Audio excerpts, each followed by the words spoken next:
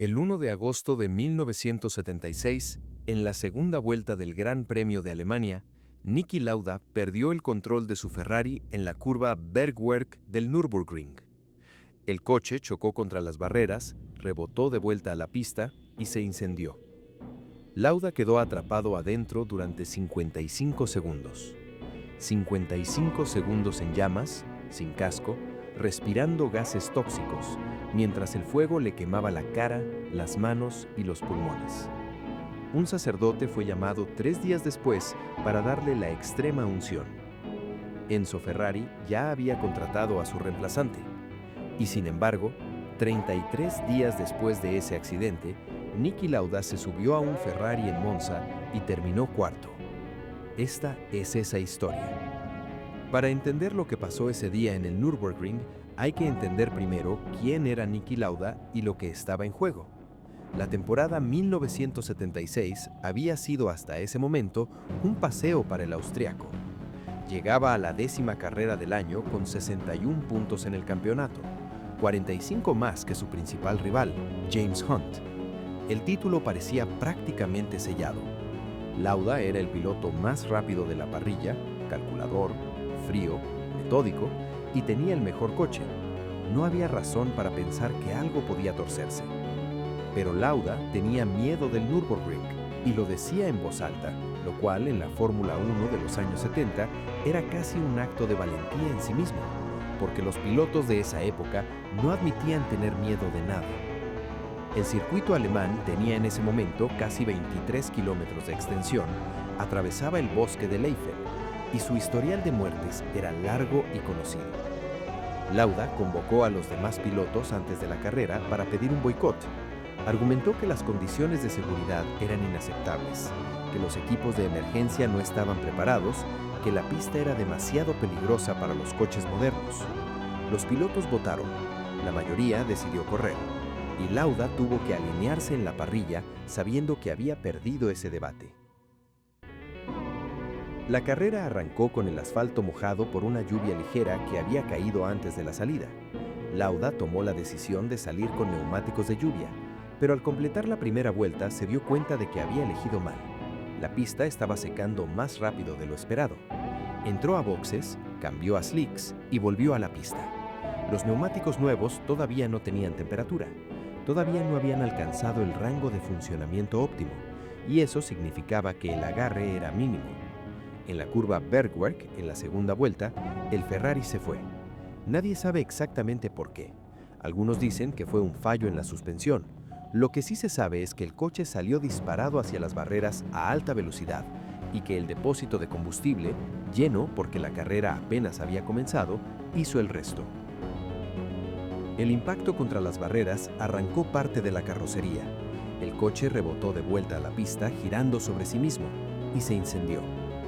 Brett Lunger, piloto americano que venía detrás, no pudo evitar chocar de frente con el Ferrari en llamas. Ese segundo impacto fue lo que terminó de atrapar a Lauda dentro del coche, porque la colisión lo desplazó y lo dejó encajado de una manera que hacía imposible salir por sus propios medios. Lauda estaba consciente, estaba vivo y estaba ardiendo. Lo que siguió depende del testimonio de quien lo cuente, pero hay elementos que se repiten en todas las versiones. Harold Ertl, piloto alemán que también venía detrás, consiguió un extintor y empezó a usarlo sobre el habitáculo. Brett Lunger, que había sido soldado en Vietnam y que acababa de chocar con el Ferrari, salió de su propio coche y se fue corriendo hacia las llamas para ayudar. Había un solo comisario de pista en esa zona del circuito y no tenía el equipo necesario para intervenir de manera efectiva. El Nürburgring tenía 23 kilómetros. Los equipos de emergencia tardaban en llegar. Los pilotos sabían que si no hacían algo ellos mismos, Lauda ahí moría. El que marcó la diferencia fue Arturo Merzario, piloto italiano que había corrido para Ferrari y que conocía perfectamente cómo funcionaban los cinturones de seguridad de los coches de la escudería, que se abrían de manera diferente a los de los otros equipos. Merzario entró en el fuego. Literalmente entró en el fuego, sin protección, mientras el Ferrari seguía ardiendo, y buscó el cierre del cinturón de 6 puntos que tenía a Lauda sujeto al asiento. En ese momento, Lauda había perdido el conocimiento, lo cual, paradójicamente, ayudó, porque sus músculos se relajaron y Merzario pudo soltar el cierre. 55 segundos en las llamas. Eso fue lo que duró el infierno de Lauda desde el primer impacto hasta que lo sacaron. Las quemaduras eran graves, especialmente en la cabeza. Perdió prácticamente toda la oreja derecha, perdió los párpados. El cuero cabelludo quedó tan dañado que nunca más se le volvió a ver en público sin gorra, y los intentos posteriores de injertos de piel fracasaron porque su sistema inmunológico los rechazó. Pero lo que más preocupaba a los médicos en las primeras horas era lo que había inhalado. Los gases tóxicos del incendio, el humo, los productos de combustión del combustible y de los materiales del coche habían entrado a sus pulmones durante esos 55 segundos. Cuando llegó al hospital, su condición era tan crítica que los médicos no daban garantías de nada. 3 días después del accidente, cuando las infecciones pulmonares empezaron a progresar y las constantes vitales cayeron de manera alarmante, la familia fue avisada. Un sacerdote fue llamado para administrarle la extrema unción. Pero Lauda no murió. Salió del estado crítico después de una semana y en lugar de descansar, en lugar de recuperarse tranquilamente como cualquier persona con algo de sentido común habría hecho, empezó a mirar los resultados de las carreras desde la cama del hospital. Hunt ganó en Austria, Hunt ganó en los Países Bajos, la ventaja que tenía Lauda en el campeonato se estaba evaporando y Lauda lo veía por televisión con las manos vendadas y la cara cubierta de gasas. 33 días después del accidente, Lauda se presentó en el paddock del Gran Premio de Italia en Monza. El estado de sus heridas en ese momento era tal que varios miembros de su equipo no podían sostenerle la mirada. Las quemaduras todavía no habían cicatrizado del todo, los vendajes estaban manchados y el casco le rozaba las zonas más sensibles de la cabeza con cada vuelta.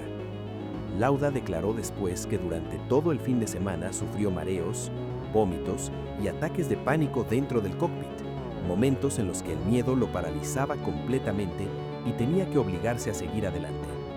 Terminó cuarto. Con todo eso encima, terminó cuarto. El campeonato llegó a la última carrera del año en Japón con Lauda 3 puntos por delante de Hunt, pero el día de la carrera llovía de manera torrencial. El spray era tan denso que prácticamente impedía ver los coches desde la pista. Lauda completó 2 vueltas, aparcó el Ferrari, se quitó el casco y dijo que su vida valía más que un campeonato. Hunt ganó la carrera y el título por 1 punto. Años después, Lauda habló de ese momento sin una pizca de amargura. Dijo que estaba más contento de que Hunt hubiera ganado ese campeonato que cualquiera de los otros candidatos. Y se lo creía. 55 segundos en las llamas. Y de ahí, 43 años más de vida, 3 campeonatos del mundo y un impacto en el deporte que todavía se siente hoy. No está mal para alguien a quien un sacerdote le había dado la extrema unción. Si querés saber más sobre las historias que definieron la Fórmula 1, el video que aparece ahora en pantalla va a interesarte. Y si este te gustó, ya sabes lo que hay que hacer.